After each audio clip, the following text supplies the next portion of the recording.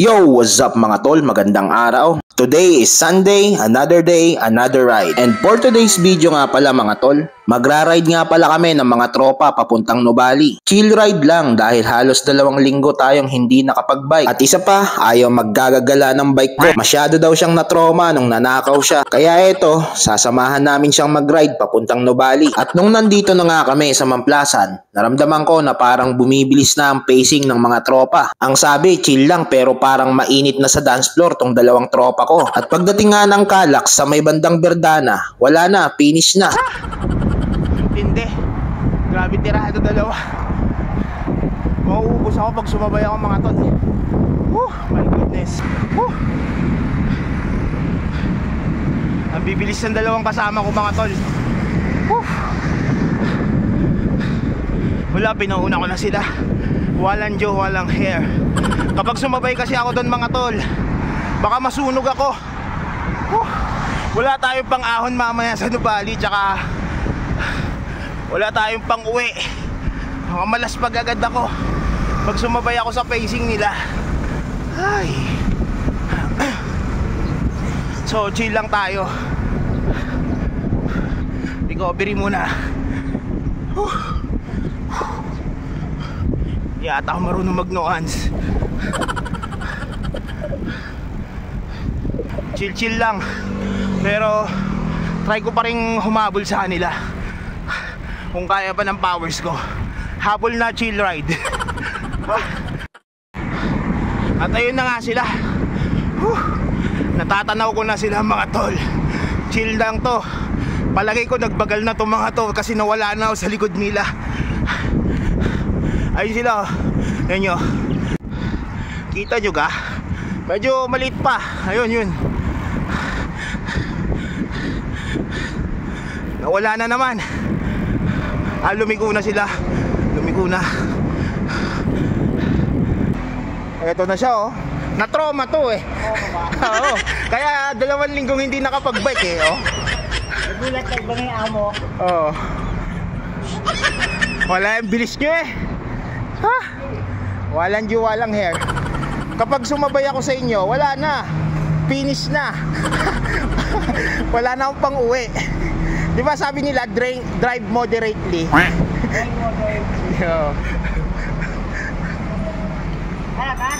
Teka lang. Bakit na lang? At pagkatapos nga ng sandaling pahinga, picture muna tayo dito sa may traffic mirror. Sabay ride out na ulit at nakakasalubong nga namin tong sobrang daming siklista. Mukhang may gaganapin na karera. Shoutouts nga pala sa inyong lahat mga tol, and ride safe na rin sa inyong lahat.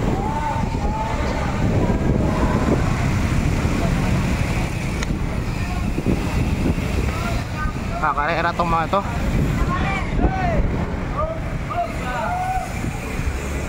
Alam nyo, okay na ako sa ganitong takbuhan eh.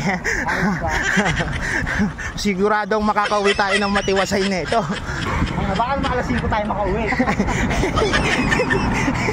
Nag-Nuvali na alas 5 no? Hindi pa naglalulok nun. Naglalulok tayo ng alas 10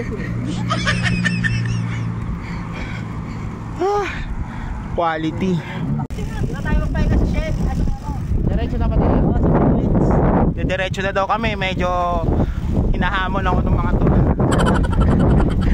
Kakahamunan na dito. Ano yan? Walang pahinga. Dapat pag nagra-ride tayo, may pahinga. Tayo dito tayo sa may traits.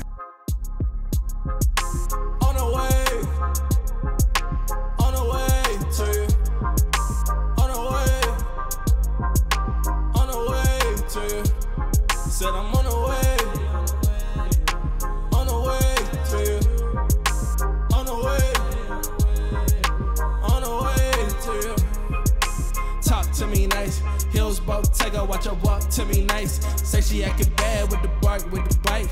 Down south with it, play my part for the night. And we lock for the night. Might have met my match, got a spark, got a light. Tryna get attached, run it back, get it back. Hey kuya.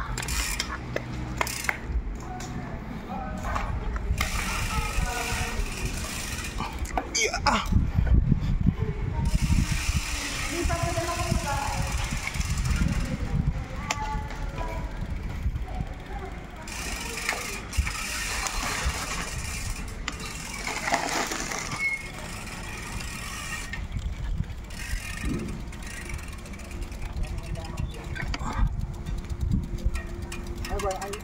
Cat whisperer ka, Boyong, no?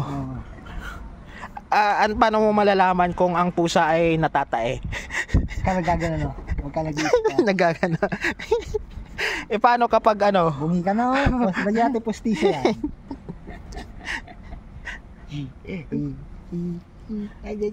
Labas ang dila. Labas ang dila. Talas ang dila na. Paano kapag malalaman kapag naglilihi, Boyong? Pagka nagpabili manggata. Ito na mangga. Nagpabili mangga sa'yo. Antindi, no? Antindi talaga. Matindi talaga to. Pag nagpabili maasim yan, to. Naglilihi na yan. At pagkatapos nga naming tumambay sa Nubali, rumekta na kami dito sa Paseo para kumain ng mainit-init na tinapay at uminom ng kumukulong kape. Dito lang yan sa TLC Bread Shop sa may Paseo. Ito ang sikat na panaderya sa mga siklista kapag nandito ka sa Paseo. Muna tsaniin yan. Wala yung lamakuha eh. Diba yan? Uwian na mga tol. Basta kami nag-ride. Ikot na namin ang camping sa Nubali.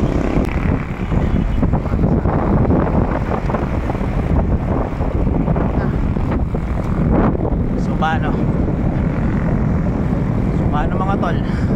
Mamaya na lang ulit.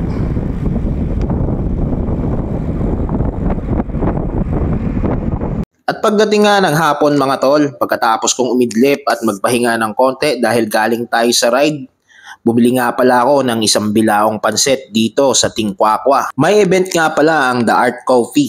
Meron silang open mic and jam. Magchichill lang tayo dun sa event. Magkakantahan at magiinom lang ng konti. At syempre, baka magutom kami, kaya bumili na rin ako ng pasalubong na pansit. Good for 50 person yan mga tol. At kung napapansin nyo mga tol, walang top cap na nakakabit dun sa fork ng fixed gear ko. Actually, sinadya ko talaga yan. Dahil hiniram ko lang yung fork. Hindi pa kasi yan yung permanent fork na gagamitin ko, kaya hindi ko muna nilagyan ng star nut. Yung dating fork kasi nito mga tol, yun yung nakakabit ngayon doon sa road bike ko. Kaya wag nyong gagayahin yan mga tol na hindi maglalagay ng top cap. Delikado. Baka sumabog ang cheese. For happy bike use only lang. At nandito na nga tayo sa venue at muntik pang matapon yung pasalubong nating pansit. Dahil nga sa sobrang bigat men, lumundo yung bilao. At eto na, nakita ko na yung karatula ng The Art Coffee dito sa Phase 6 Garden ni Lolo Kebs. Kakaunti pa lang ang tao pero may nagkakantahan na. At habang pinapark ko yung bike, dumating nga pala si Boyong at may dalang agua di pataranta. Anong tawag dyan? Aqua de patawag. Mukhang maganda yan ha. Malakas at tama niyan ha. Talagang borobos ang mga bulate mo sa tiyan.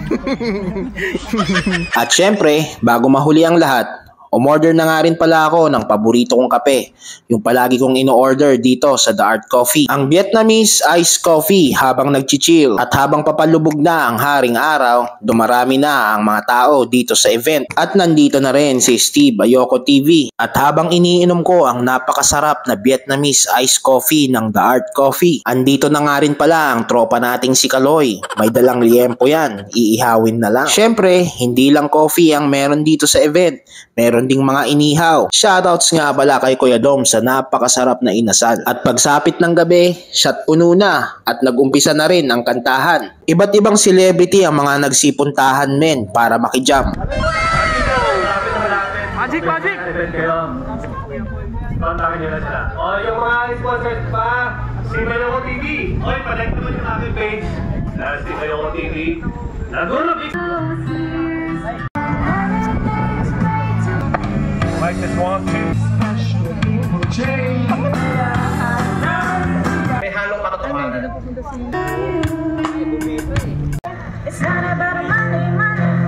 At habang nakikinig ng mga kanta, chill lang kami ni Boyong dito sa Gedli. So yun nga yung mga naging kaganapan sa araw ng linggo ko mga tol. Sobrang saya ng kantahan at saktong inom lang. At para makauwi tayo sa mga bahay natin ng ligtas. So paano mga tol, hanggang dito na lang muna. Ride safe and good night.